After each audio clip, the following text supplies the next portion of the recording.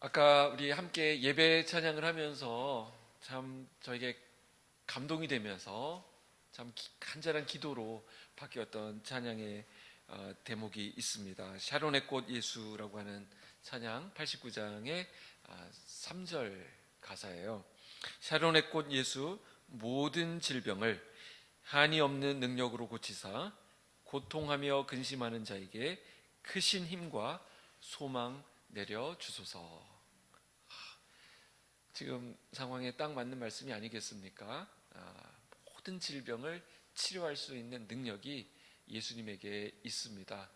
오늘 전 세계를 뒤덮고 있는 이 공포와 이 두려움과 이 감염, 이 질병이 치료되고, 특별히 주님을 떠나갔던 영혼들이 이 시기에 하나님을 향해 다시 돌아오게 되고 중심을 하나님께로 향하게 되는 그런 역사들이 전 세계 도처에서 일어나기를 소망합니다.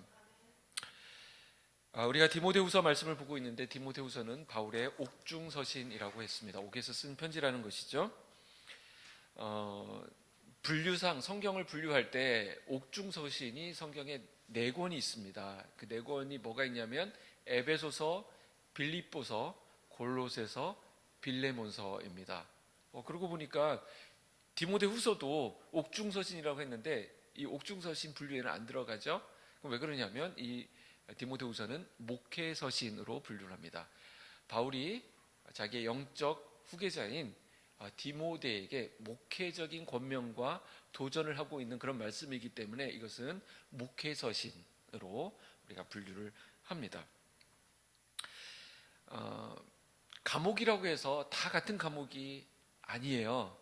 에베소서를 쓸 때도 옥에 갇혔다고 했는데 그 과목은 과목이긴 하지만 좀 자유로움이 있었습니다. 뭐라고 하면 좋을까?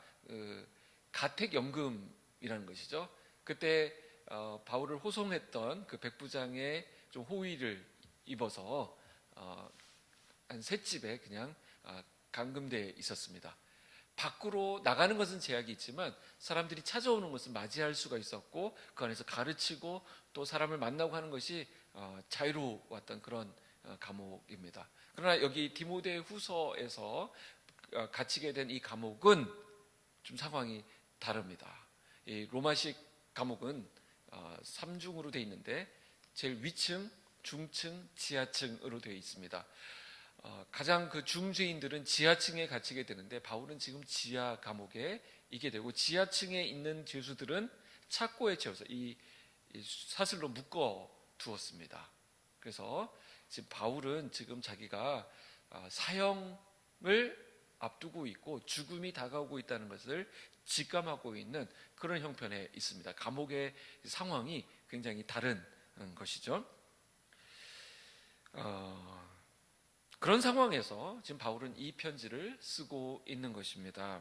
믿음의 아들 디모데에게. 디모데후서는 바울이 죽음을 맞기 직전에 쓴 그런 편지이기 때문에 바울에게 있어서 유언과도 같은 그런 말씀이 되는 것입니다. 그 바울이 전하는 메시지는 하나예요. 우리가 디모데후서를 쭉 살펴보면서 우리가 계속 들었던 말씀이 뭐냐면, 너는 복음을 지키는 자이다. 너의 사명을 다른 데서 찾지 마라. 복음을 지키는 것, 이 복음을 잘 지키는 것인데 그것은 복음을 잘 전하는 것이다. 너는 복음을 전하는 자로 살아야 한다. 복음을 지킨다고 하는 것은 복음을 잘 전파하는 것인데, 때를 얻든지 못 얻든지 이 복음 전할 기회를 위해서 늘 준비하고 있어야 된다. 그때가 언제인지 모른다.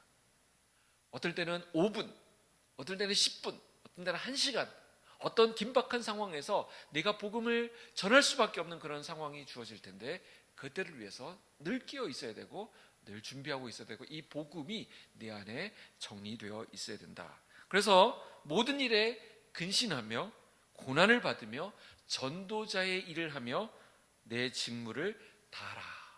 우리 지난 시간에 살펴봤던 말씀이죠. 그렇게 권면하고 있습니다. 자, 그러면서 6절, 오늘 말씀인데 6절 말씀을 보실까요? 우리 있는 자리에서 같이 한번 6절을 읽어보도록 하겠습니다. 시작. 전제와 같이 내가 벌써 부어지고 나의 떠날 시각이 가까웠도다. 바울은 자기의 인생 마지막을 준비하면서 기다리면서 두 가지 이미지로 자기의 마지막을 지금 바라보고 있습니다. 자, 두 가지 그림을 여러분들 머릿속에 떠올리셔야 돼요. 하나는 하나님께 제사 드릴 때의 모습을 우리에게 보여주고 있습니다. 좀 이따 설명할게요. 또 하나 이미지는 뭐냐면 군대가 그 캠프 진영을 이제 마무리하고 출발하는, 떠나는 그 장면을 우리에게 보여주고 있습니다. 이 6절 안에 그 내용이 담겨져 있어요. 자, 여기 보면 제사 용어가 나오는데 전제와 같이 벌써 내가 부음이 되었다. 여기 부어지다 라고 하는 단어 여러분들이 주목하셔야 되고요. 또 하나는 이제 떠날 시각이 가까웠다 하면서 떠나다 라고 하는 단어가 사용되고 있습니다. 그러니까 여기서 이 두 가지를 통해서 제사 이미지, 또 하나는 군대 이미지가 여기 부각되고 있습니다. 자, 우선 전제라고 했는데 이 전제는 구약에 나오는 희생 제사를 말합니다. 자, 이 전제의 희생 제사에는 중요한 세 가지 요소가 있는, 뭐 여러 가지가 있겠지만 세 가지 요소가 있는데, 첫째는 반드시 이 전제를 드리는 데 있어서는 희생 제물이 필요합니다. 뭐가 필요하다고요? 희생 제물이 필요해요. 그리고 이 전제의 제사에서는 이 엄숙한 절차가 있어요. 까다로운 절차가 있어요. 그러니까 이 절차를 다 지키다 보니까 굉장히 이 제사의 시간이 길어지게 됩니다. 그렇다고 무한정 드리는 건 아니고 이 제사가 어느 시점에서는 끝나게 되는데, 마무리하게 되는데, 그 마무리를 뭘로 보느냐면 이 포도주가 부어지는 시점이 있습니다. 그때 되면 이 제사가 마무리되는구나. 그때 가장 향기로운, 가장 극적인 하나님을 향한 온전한 헌신과 그 제사의 그 하이라이트 정점이 바로 이 포도주가 부어지는, 이 희생 제물에 부어지는 그 시점이 되는 것입니다. 자, 세 가지 요소를 다시 한번 복기해 보실래요? 첫 번째, 뭐가 필요하다고요? 희생 제물이 필요하다. 그 다음에 뭐가? 엄숙한 절차. 그 다음에 마지막으로 포도주가 부어진다. 자, 이렇게 함으로써 이 제사가 완성됩니다. 그때 제물로 사용되는 그 희생물 위에 포도주를 부어서 드렸는데, 이것을 관제, 옛날 성경에는 관제라고 되어 있고 오늘 성경에서는 전제라고 이야기합니다. 그러니까 바울은 지금 자기를 뭘로 묘사하고 있냐면 자기를 희생물로, 제물로 묘사하고 있는 것입니다. 자, 바울의 삶을 돌아보면 바울의 삶은 다메섹 도상에서 예수님을 만난 그 순간과 그 순간으로부터 시작해서 그 전후로 나눠지게 되죠. 자, 다메섹 도상에서 예수님을 만나고 예수님께 온전히 사로잡힌 이후로 지금까지의 이제 사형을 앞두고 있는 바울, 이 모든 과정이 긴 제사의 과정으로 보고 있는 거예요. 자기가 희생 제물이고 바울의 삶 전체가 제사였다. 이제 이 제사를 어떻게 마무리하고 있느냐? 이제 마지막 포도주가 부어지는 순간이 오게 될 텐데, 그게 바로 자신의 죽음이다. 이렇게 보고 있는 것입니다. 바울은 두 번째로 자기가 이제 떠날 기약이 가까웠다. 이렇게 말하고 있습니다. 떠나다. 이렇게 고백함으로써 자신의 죽음에 대해서 지금 인지를 하고 있습니다. 자, 성경에서 이 떠나다 라는 말은 보통 죽음에 대해서, 우리도 그렇죠. 떠난다. 나 이제 간다. 라고 얘기할 때는 이제 죽음에 대한 관용적인 표현이라고 볼 수 있는데, 그러나 오늘 본문에서 보면 6절을 한번 다시 보세요. 여기 죽음이라는 직접적인 표현이 안 나오죠. 그러죠? 자, 죽음, 장례, 뭐 끝장, 뭐 이런 표현이 안 나옵니다. 오히려 부어진다, 떠난다, 이런 말을 하는데, 여기 떠나다라고 하는 말은 우리가 일반적으로 봤을 때는 죽음을 묘사한다고 볼 수 있지만, 이 떠나다라는 표현을 여러분들이 더 집중해서 본다면 이건 좀 다른 의미를 가지고 있습니다. 아날로세우스라고 하는 단어인데, 이것은 출발이라고 하는 뜻이에요. 출발. 자, 언제 출발할 때 그 출발을 얘기하냐면, 자, 여러분들 그 배가 있잖아요. 군대가 어디에 주둔해 있다가 이제는 모든 거를 정리하고 이제 떠나야 됩니다. 떠나야 되는데 그때 정박해 있던 배의 줄을 탁 풀어가지고 이제 그때 그걸 딱 푸는 순간 뭐가 되죠? 출발이 되는 거, 떠나게 되는 것이죠. 그 묶어두었던 줄을 다시 푼다라는 의미가 있습니다. 왜 줄을 풀까요?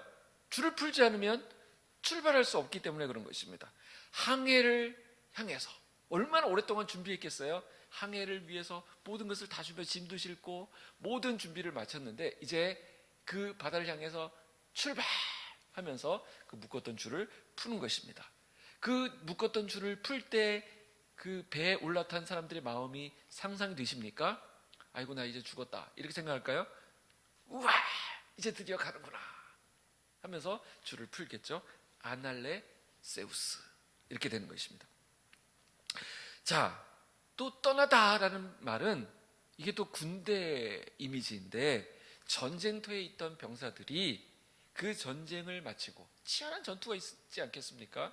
고향을 떠나와가지고 뭐 몇 달을 걸려가지고 몇 년을 걸려가지고 타지에 가서 싸우다가 이제 거기를 정복을 했어요. 근데 거기에 모든 것들을 이제 세팅을 해놓고 이제 돌아와야 되는 것입니다. 돌아올 때 임시로 거주했던 그 막사가 있지 않습니까? 텐트, 그 캠프 진영이 있습니다. 그것을 이제 정리해야 집으로 갈 수 있는 것이죠. 그때 그 텐트를 거둘 때 어떻게 하겠어요? 텐트를 할 때 이 텐트를 딱 팽팽하게 유지하기 위해서 묶어뒀던 줄 있죠? 그 줄을 탁 푸는 거예요. 그게 아날로세우스예요. 그때 그렇게 딱 풀 때 출발이 시작되는 것입니다.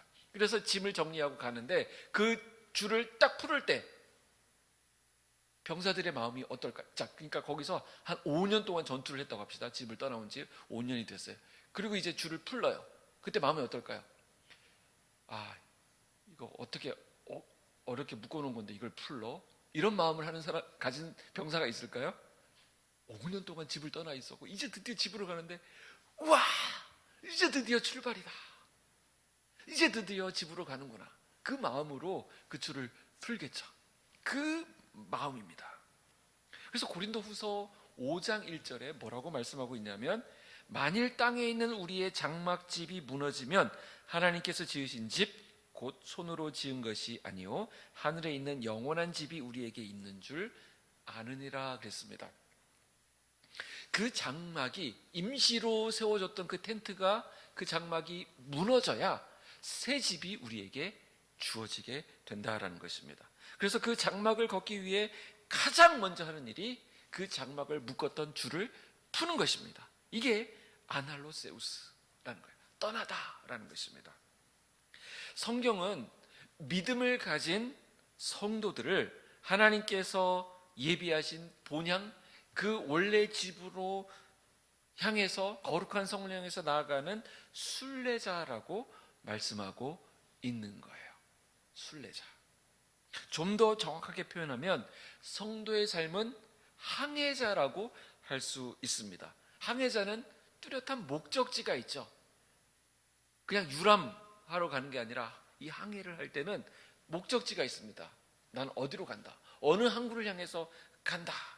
오랫동안 준비했던 출항을 시작하면서 그 묶어두었던 줄을 푸는 마음이 어떨까? 한번 생각해 보십시오.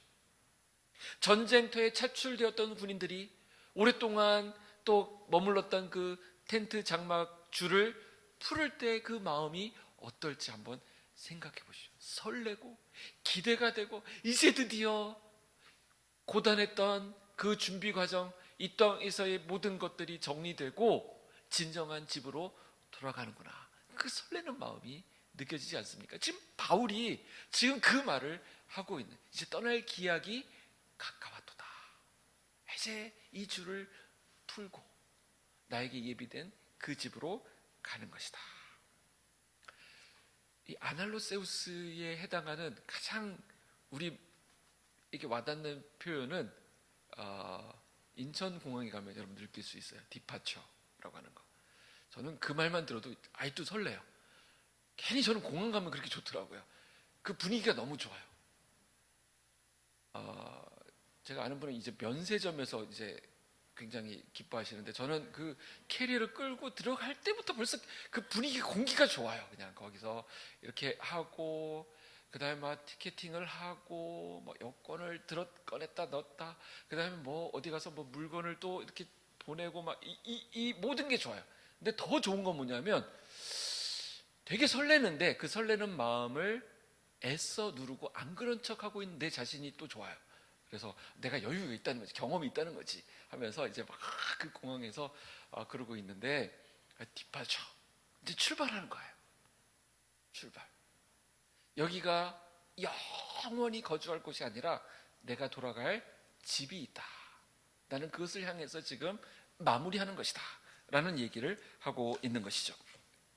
자, 7절 우리 같이 한번 읽어볼까요? 7절 시작. 나는 선한 싸움을 싸우고 나의 달려갈 길을 마치고 믿음을 지켰으니. 자, 오늘 여기 보니까 바울은 디모데에게 선한 싸움을 싸우라고 강조합니다. 영어로 보니까 I have fought the good fight. 그러니까 싸움도 good fight, 선한 싸움이 있고 나쁜 싸움이 있다는 거예요. 악한 싸움이 있다는 것입니다. 적극적으로 참전해가지고 끝까지 승리를 쟁취해야 되는 그런 선한 싸움, 가치 있는 싸움이 있는 반면에 절대로 개입해서는 안 되는, 거기서 물러서야 되는 안 좋은 싸움이 있다는 것입니다. 여러분 그렇죠? 내가 막 그냥 신경을 곤두세워가지고 그렇게까지 안 해도 되는 그런 싸움에 내가 휘말려가지고 온갖 그냥 정신적으로 마음적으로 막 다 힘들어지는 그런 경우가 있지 않습니까? 돌이켜 우리가 후회하면서 거기에 내가 끼지 말았어야 되는데 그런 거 있죠. 엉뚱한 싸움에 말려들다가 진짜 싸워야 할 때 힘을 못 쓰는 경우가 있습니다. 그래서 우리가 디모데후서 말씀을 보았지만 2장에 가보면 너는 청년의 정욕을 피하고 주를 깨끗한 마음으로 부르는 자들과 함께 의와 사랑과 믿음과 화평을 따르라 이렇게 말하면서 어리석고 무식한 변론을 버려라. 이에서 다툼이 나는 줄 알미라. 이렇게 말씀하고 있습니다. 어리석고 무식한 변론을 버리라고 했어요. 잘못된 싸움에 힘을 빼지 말라는 것입니다. 자, 그러면 우리가 선한 싸움을 싸워야 된다고 했는데 무엇이 선한 싸움일까요? 여러분들 지금까지 배워왔던 바울이 디모데에게 충분히 지금 설명을 했습니다. 한번 다시 복습을 해보실까요? 무엇이 선한 싸움일까요? 결론은 법대로 싸우는 것이, 규칙대로 싸우는 것이 선한 싸움입니다. 자, 규칙대로 사는 것은 무엇을 따라 사는 것이라고 그랬죠? 성경을 따라서 사는 것을 말합니다. 성경대로 사는 것, 성경이 무엇이 선한 것인지 무엇이 악한 것인지 선악을 구별할 수 있는, 분별할 수 있는 힘이 성경에서부터 나옵니다. 성경은 우리에게 이것은 선한 일이야, 이것은 악한 것이야 라는 것을 우리에게 알려줍니다. 모든 성경은 하나님의 감동으로 되었기 때문에 교훈, 책망, 바르게 함과 의로 교육하기에 유익하고 우리를 온전한 사람으로 선한 일을 행할 수 있는 능력을 갖출 수 있도록 도와주는 책이 바로 성경이에요. 그래서 이 성경 말씀 복음을 지키라고 얘기한 거예요. 이것을 지키는 일에, 이 성경 말씀대로 사는 일에 우리가 목숨을 걸어야 되는 것이죠. 제가 예전에 나왔던 제 신학교에서 한번 그 앞에 그 역 이름이 딴 이름으로, 우리 학교 이름이 아니라 딴 이름으로 바뀐다고 해가지고 전부 막 데모하러 나가자 그래가지고 제가 막 우리 반에서도 막 가자고 그래가지고 나갈 뻔했는데 그때 뭐 때문에 못 나갔냐면 영명 변경 결사 반대, 그러니까 결사라는 말이 들어가서 제가 못 가겠더라고요. 목숨을 걸 일이 따로 있지, 영명 바꾸는 일에 거기다 그 목회자 되겠다는 사람이 거기다 목숨을 걸어? 주님을 위해서 목숨을 건다는 거는 하겠는데, 저 나름대로는 그때 좀 그게 개인적으로 동의가 안 되라. 막 가자고 막 동요는 하는데 전 못 들어가겠더라고요. 그러니까 가만히 보면 정말 그런 표현들 있죠. 사소한 일에 목숨 거냐 막 그러는데 정말 우리가 사소한 데 목숨을 거는 경우들이 참 많습니다. 별것도 아닌 일에 죽기 살기로 하는데 나중에 보면 그렇게 중요한 일이 아니었는데 목숨을 걸었다는 거예요. 우리는 어떤 일에? 선한 일에, 선한 싸움을 싸우는 것입니다. 성경이 우리에게 알려줍니다. 이웃을 사랑하라고 알려주죠. 근데 우리는 어떻습니까? 이기적인 욕망에 사로잡혀 있기 때문에 이 말씀 하나만 지키려 하더라도 우리는 치열한 싸움을 싸워야 돼요. 내 욕심과 싸워야 됩니다. 사실 적은 딴 데 있는 것이 아니라 내 안에 있는 경우가 많아요.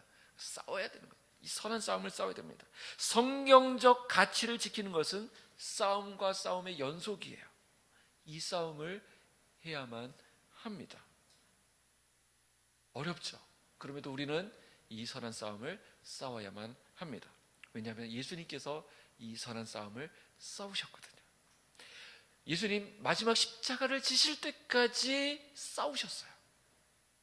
예수님 안에서는 될 수 있으면 피하고 싶으셨던 것이죠.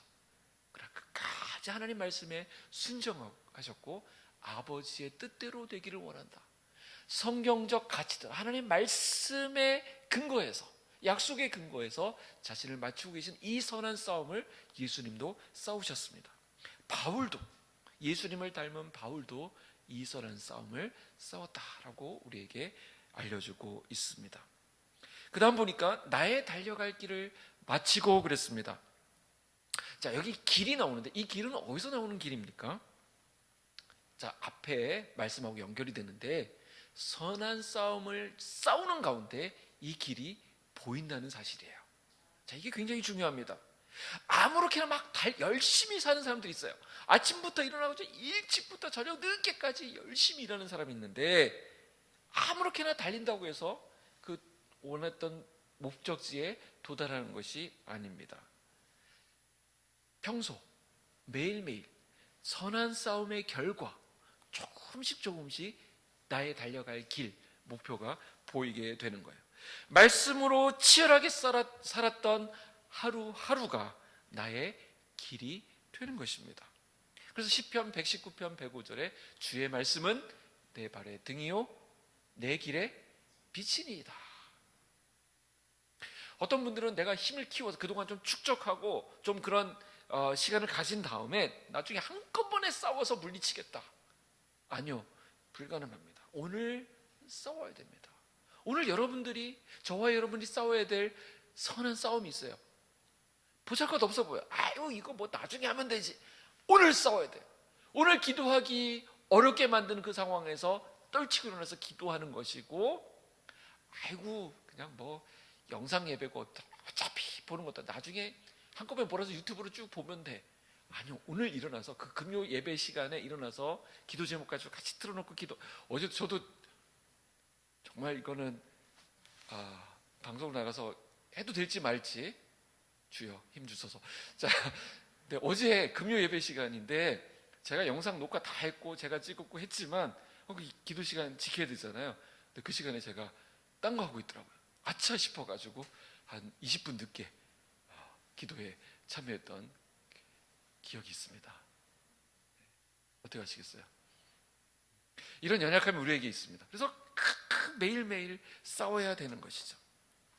예배하는 거 별거 아닌 것 같죠? 이거 싸우셔야 됩니다. 이걸 지켜내셔야 돼요. 그래서 말씀을 준비하는데 때를 얻든지 못 얻든지, 이제 뭐라 그랬어요? 영어로 in season, out of season. 시즌 내에도 시즌 밖에도 항상 때를 얻든지 못 얻든지 늘 준비하고 늘 싸워야지. 이거 몰아서 하는 게 아닙니다. 매일매일 싸우는. 그러다 보니까 그 싸움을 하는 가운데 하나님께서 매일매일 나를 다듬어 가시면서 한쪽으로 몰아가시는데 그것이 길이 되더라는 거예요. 또 믿음을 지켰다라고 합니다. 믿음을 지킨다고 하는 것은 중요한 재산이나 가치 있는 것들을 보호한다는 뜻이죠. 바울은 디모데에게 자신이 맡겼던 그 소중한 복음을 끝까지 지키라고 권면하고 있습니다. 디모데후서 우리 말씀을 우리가 계속 들었다고 한다면 이 지키다라고 하는 말씀에 대한 감각이 있을 거라고 생각합니다. 바울이 디모데에게 지키라고 한 것은 복음이에요. 믿음을 지킨다는 것은 끝까지 이 믿음을, 이 복음을 지켜낸다는 것을 말합니다. 믿음 발을 포기하지 않고 흔들리지 않고 끝까지 유혹을 이겨내는 것을 말합니다. 또 하나님께 받은 사명을 끝까지 지켜내는 것을 말해요.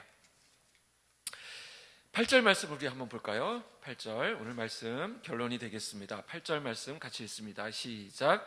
이제후로는 나를 위하여 의의 면류관이 예비되었으므로 주 곧 의로우신 재판장이 그날에 내게 주실 것이며 내게만 아니라 주의 나타나심을 사모하는 모든 자에게도니라. 자, 바울 자신을 위해서 면류관이 예비되었다라고 말하고 있습니다. 그런데 이 면류관의 이름이 있어요. 어떤 면류관이에요? 예, 의의 면류관이다 이렇게 얘기합니다. 바울을 위해서 이 의의 면류관이 예비되었다 이렇게 말하는데, 바울 인생이 끝까지 아름다운 것은 이 의의 면류관을 받기 때문에 아름다운 거예요. 자, 왜 의의 면류관이라고 할까요? 다른 면류관 많잖아요. 복의 면류관, 은혜의 면류관 있는데 의의 면류관이라고 하는 이유가 무엇일까요? 의가 뭐라 그랬어요? 의는 뭐가 의예요? 정의로운 것, 용감한 것, 이런 게 의가 아니라 하나님과, 그렇죠, 올바른 관계 안에 있는 것, 하나님의 은혜로 의롭다 하심을 얻게 된 상태, 이것이 의예요. 그래서 이 의를 지키는 것이 중요합니다. 이 면류관을 주시는 분이 누구예요? 또 의로우신 재판장이라고 합니다. 그분은 의로우셔서 이 소망을 가진 자에게 또한 이 면류관을 주시겠다고 약속하고 있어요. 8절 뒷부분에 보세요. 내게만 아니라 또 누구에게 주세요? 주의 나타나심을 사모하는 모든 자에게도니라. 그러니까 이거는 뭐와 같냐면, 우리는 이미 메달이 확보된 경기에 출전하는 선수들과 같아요. 출전만 하면 메달이 우승이 주어지는 게 이미 다 짜여져 있어요. 각본이 짜여져 있다면 출전만 해주세요. 그거 못할 이유가 어디 있겠습니까? 출전만 하면 되는 거예요. 그러니까 출전하는데 막 보니까 나 우승 준다 그러는데 가보니까 막 의리의리한 선수들, 막 근육질의 선수들 다 나와가지고 딱 서 있는 거예요. 근데 그거는 그냥 나를 위해서 깔아준 장치에 불과해. 이제 달리기 시작하면 그런 애들 막 푹푹 쓰러져요. 이상하게 어디서 걸려 넘어지고 뭐 자빠지고 하면서 마지막에 보면 나만 달리고 있어. 그래서 내가 상을 받도록 이렇게 각본이 짜여져 있는 게 의의 면류관이에요. 이게 이경원 목사식 해석이에요. 의의 면류관이 내가 잘해서가 아니라 그렇게 돼 있어요. 하나님에 의해서 우리에게 덧붙여진 의이기 때문에 내가 열심히 했다고 되는 것이 아니라 그렇게 되게 돼 있는 거예요. 근데 나는 그걸 바라보면서 달려가 그 소망을 가지고 갔는데 하나님이 잘했다 하시면서 주시는, 누가 보면 와, 이거 너무 짠 거 아니에요? 너무 이상한 거 아니야 하는데 하나님이 그것을 우리에게 주시겠다 이야기합니다. 제가 군대에 있을 때 제가 카투사로 근무를 했는데, 거기에 보면 한 번씩 그 체력 테스트를 하는데 그 2마일 런이라고 해요. 2마일, 2마일을 달리는 것인데 우리로 치면 한 3.3km 되겠죠? 달리는데 저는 좀 옛날부터 오래 단거리는 좀 약한데 장거리에 좀 강점을 가지고 있습니다. 근데 보면 다른 미군 병사들 보면 막 진짜 막 이렇게 나오고 막 장난이 아니에요. 그래서 막 할 때 막 달리기 전에 보면 막 소리도 막 하면서 막 하는데 다 허당들이에요. 나중에 보면 다 나가 떨어져 있어요. 끝까지 이제 달리는 거 보면 이제 우리 그 부대원들 몇 명, 물론 악종들도 좀 있지만 제가 그래도 거의 선두권이었어요. 이거 다 아무 소용없어요. 끝까지 달리게 돼 있는데 하나님께서 그렇게 할 수 있도록 우리를 도우시고 하나님께서 우리를 붙드시고, 그래서 이것을 소망하며 가는 모든 자에게 이 의의 면류관을 주시겠다라고 말씀합니다. 자, 이 바울 당시에 올림픽 경기가 있었습니다. 각 도시를 대표한 선수들이 이제 출전을 하게 됩니다. 그리고 기량을 거르는데, 그래서 2년 동안 아주 혹독한 훈련을 거친 후에 그 경기에서 승리하게 되면 월계관을 쓰고 금이 환영하게 됩니다. 그러면 당시 전통은 도시의 모든 성문들을 걸어 잠그고 승리자를 위해서 특별히 제작한 문이 있는 거예요. 그러면 온 사람이 이렇게 돌다가 자기 이름이 쓰여 있는 문으로 들어오게 되면 그 안에서 수많은 사람들이 막 기립하면서 박수를 치면서 이 사람을 환영해 주는 것입니다. 꽃을 뿌리고 막 그냥 그 행진 의식을 갖는 것입니다. 어찌 보면 바울은 이 장면을 그리고 있었던 것 같아요. 이제 내가 떠날 기약이 돼. 떠난다. 디파처. 이제 출발한다. 그러면 이런 면류관, 이런 장면들이 나를 위해서 기다리고 있을 것이다. 이제후로 자신에게 의의 면류관이 주어지고 하나님 앞에서 천군 천사들과 모든 믿음의 선배들이 잘했다 축하하면서 환영하고 격려하고 함께 기뻐하는 그런 천국의 소망을 지금 바울은 그리고 꿈꾸고 있는 것입니다. 그런데 이것은 바울에게만 주어지는 것이 아니라 주의 나타나심을 사모하는 모든 자에게도, 오늘 우리가 예배하는 것은 이것을 사모하는 거예요. 오늘 우리에게 영원한 승리가 있을 것이고 최종 이 면류관, 의의 면류관이 있을 것을 바라보면서 오늘 믿음의 선한 싸움을 싸우고 있는 것입니다. 이 소망이 저와 여러분에게 있기를 축복해요. 진정한 인생의 성공과 실패가 여기서 가늠됩니다. 다른 건 다 갖췄는데, 열심히 살았는데 끝에 가보니까 이 면류관이 없다고 한다면 그 인생 실패한 인생이에요. 잘못 산 것입니다. 반드시 이 싸움을 해야만 하는 것이고 이 경주를 마쳐야만 합니다. 우리 인생의 결론은 의의 면류관이 되어야만 합니다. 의의 면류관, 다른 말로 하면 뭘로 귀결될까요? 예수 그리스도입니다. 우리가 룻기 말씀을 보고 있는데 룻기가 여러 앞에 스토리들이 막 있지만 마지막 결론은 룻이 결국 룻을 통해서 누가 나왔더라? 다윗이 나왔더라. 다윗이 나왔다는 얘기는 그 다윗을 통해서 예수 그리스도의 계보가 이어지게 되거든요. 그러니까 룻이 아름다운 이유, 룻의 삶이 처음에 남편도 잃고 고향 땅을 떠나서 타국에 와 있고 가난하고 이삭을 주워 먹어야 되는 삶이었지만 그 인생이 아름다웠던 것은 그 인생의 결론이 예수였기 때문에 그래요. 그를 통해서 결국 예수님이 나오셨기 때문에 우리가 룻기를 아름답게 보게 돼요. 룻의 인생은 실패한 인생이 아니라 멋진 인생이었다라고 보게 되는 것입니다. 우리 인생의 결론은 예수 그리스도가 되어야 합니다. 우리 한번 따라해 볼까? 있는 자리에서 손 한번 드시고, 내 인생의 결론은 예수 그리스도. 예수 그리스도. 우리 인생의 결론은 예수 그리스도가 되어야 합니다. 우리는 이 믿음의 경주를 하는 사람이에요. 바울은 지금 디모데에게 이 레이스를 막 격려하고 있습니다. 디모데야, 너는 복음을 지키는 자이다. 복음을 지킨다는 건 이 복음을 전한다는 것인데 이 사명을 잘 지키고 이 싸움 끝까지 잘 감당하려무나 우리 앞에는 디모데야, 의의 면류관이 기다리고 있단다. 이거를 노 사도가 감옥에서 착고에 채인 채 디모데에게 전수해주고 있는 것입니다. 모세가 여호수아에게 바톤을 넘겨준 것처럼, 다윗이 솔로몬에게 왕위를 넘겨준 것처럼, 엘리야가 엘리사에게 영적 능력을 전달해 준 것처럼 오늘 이 말씀에서 사도 바울 역시 디모데에게 그 사명을 넘겨주고 있습니다. 그리고 디모데는 오늘 디모데서 후서 말씀을 통해서 우리에게 그 사명을 또 넘겨주었습니다.